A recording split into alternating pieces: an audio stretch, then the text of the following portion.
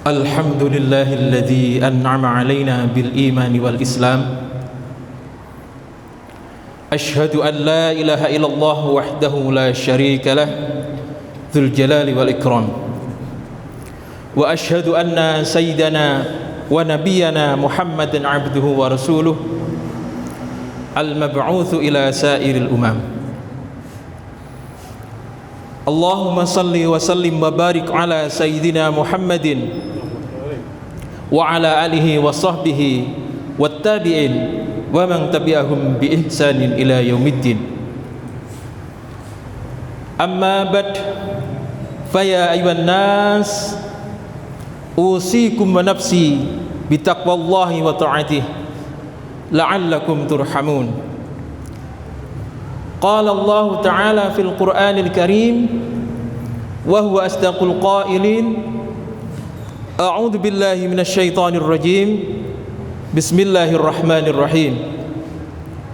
يا أيها الذين آمنوا اتقوا الله وقولوا قولا سديدا يصلح لكم أعمالكم ويغفر لكم ذنوبكم ومن يطع الله ورسوله فقد فاز فوزا عظيما. وقال تعالى في آية أخرى: إن الله مع الذين اتقوا والذين هم محسنون. صدق الله العظيم. Jamaah Jumat rahimakumullah. Pada suatu hari, seseorang di antara Bani Israel bertanya kepada Nabi Musa alaihissalam, "Wahai Musa, siapakah orang yang paling alim di muka bumi ini?" Kemudian Nabi Musa menjawab, "Aku." Para jamaah rahimakumullah, bersebab jawaban yang sedikit menunjukkan kesombongan itulah kemudian Allah memerintahkan kepada Nabi Musa untuk berguru kepada Nabi Khidir yang kisahnya diabadikan di dalam Al-Quran, yaitu surat Al-Kahfi, dan mungkin kita semuanya sudah familiar. Kemudian pertanyaannya adalah, siapakah yang lebih dekat di hati untuk ditauladani? Siapakah yang lebih mulia derajatnya di sisi Allah, Nabi Musa atau Nabi Khidir? Maka sebagian dari kita kadang terjebak dan terpukau oleh keajaiban-keajaiban yang dilakukan oleh Khidir, yang dikenal dalam masyarakat Jawa ruh sadurunge winarah. Para jamaah rahimakumullah, sebelum menjawab pertanyaan tersebut, mari kita lihat pengakuan dari seorang guru. Di akhir kisah, sang Khidir mengakui, "Wa ma fa'aluhu min amri." Apa yang aku lakukan bukanlah perkaraku, bukanlah keinginanku. Khidir hanyalah guru yang dihadirkan oleh Allah untuk Musa di penggal kecil kehidupannya. Kepada Khidir Allah memberikan semua pemahaman secara utuh dan lengkap tentang jalinan pelajaran yang harus diuraikan kepada seorang Rasul yang agung, pilihan Allah, yaitu Nabi Musa alaihissalam.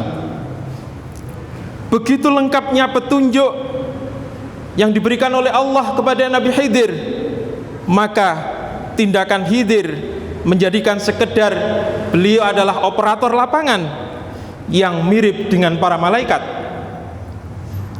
Segala yang ia lakukan bukanlah perkaranya, bukan keinginannya pula. Para jamaah rahimakumullah, sebagian orang yang menyebut dirinya sufi mengklaim inilah Khidir yang lebih utama daripada Musa. Khidir menguasai ilmu hakikat, sedangkan Musa baru sampai di taraf syariat. Kemudian mereka melakukan hal-hal yang dalam tafsir orang awam menyimpang dan dalam pandangan syariat merupakan sebuah pelanggaran berat. Oleh sebab itu para jamaah rahimakumullah, perlu kita fahami bersama bahwa yang pertama, setelah Khidir menjelaskan tindakannya kepada Musa, maka kita ketahui bahwa tidak ada tindakan Khidir yang menyalahi syariat. Bahkan dalam soal membunuh pun Khidir tidak pernah melanggar syariat, karena ia diberitahu oleh Allah untuk mencegah kemungkaran yang akan terjadi melalui tangannya. Alangkah jauh tugas mulia Khidir dengan apa yang dilakukan oleh para sufi nyeleneh, yang semisal mereka berkata, begitu masuk mulut khamrnya berubah menjadi air. Kemudian yang kedua yang perlu kita pahami adalah setinggi-tinggi derajat Khidir menurut jumhur ulama adalah nabi di antara nabi-nabi Bani Israel, sementara Musa adalah naqibnya para naqib, nabi agung yang ditunjuk untuk memimpin Bani Israel, seorang ya rasul yang berbicara langsung pada Allah, mengemban risalah Taurat, dan bahkan termasuk dalam jajaran ulul azmi. Kemudian yang ketiga yang perlu kita pahami adalah Allah memerintahkan kita meneladani para rasul yang kisahnya diabadikan dalam Al-Quran untuk menguatkan jiwa kita dalam meniti jalan ketakwaan. Para rasul itu memungkinkan untuk dicontoh, untuk diteladani, bersebab mereka memiliki sifat-sifat kemanusiaan. Mereka tak seperti malaikat, juga bukan manusia setengah dewa. Mereka bertindak melakukan tugas-tugas yang luar biasa beratnya dalam keterbatasannya sebagai seorang manusia.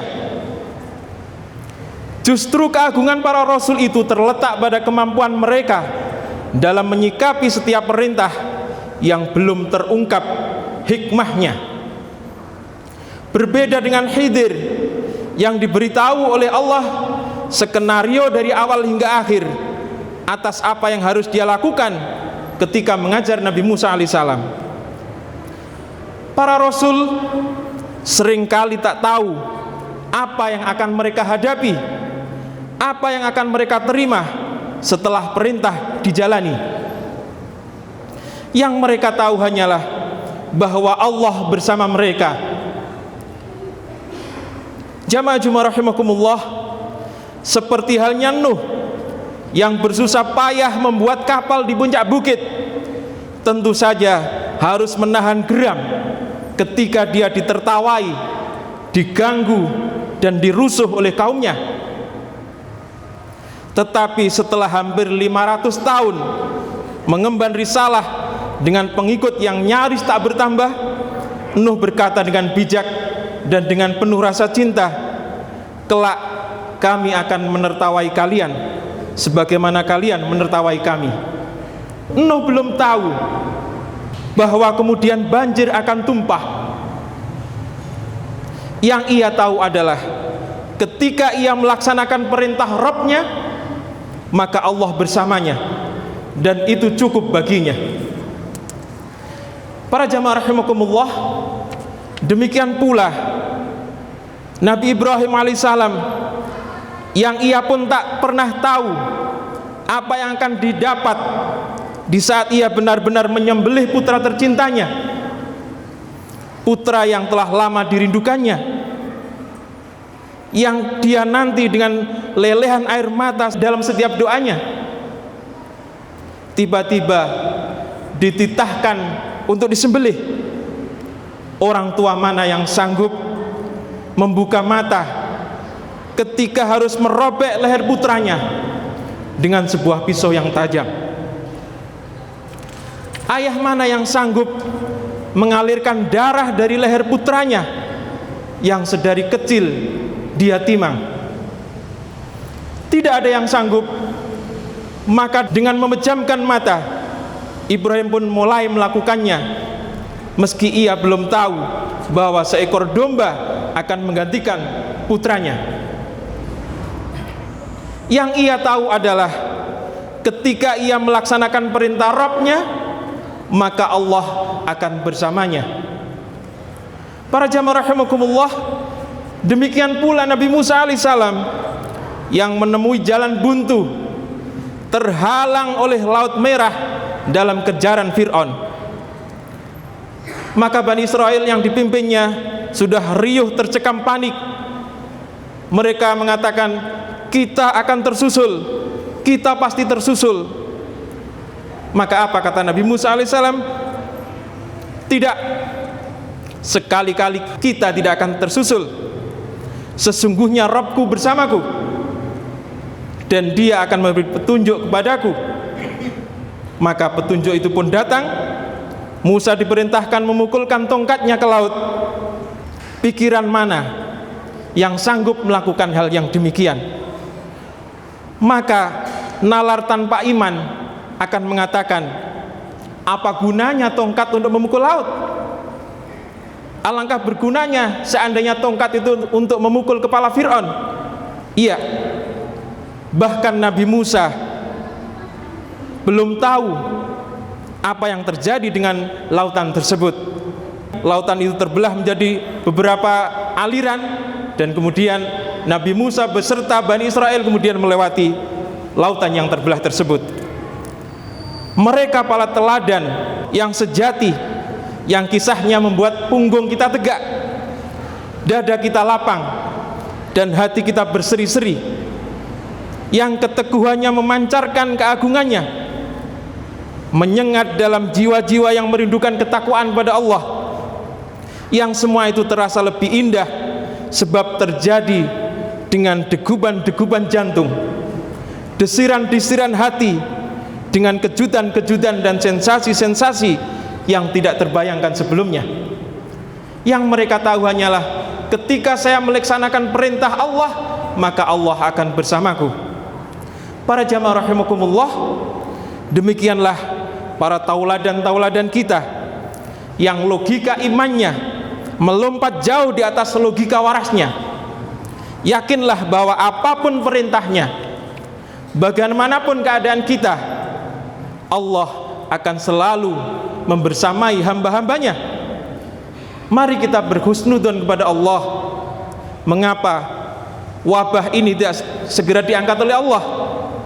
Mungkin saat ini Allah masih rindu dengan doa-doa kita, masih kangen dengan keluh kesah kita, yang mungkin sekian lama kita berdoa namun tanpa kehadiran jiwa kita, atau bahkan sama sekali tidak berdoa karena rasa jumawa yang ada pada diri kita.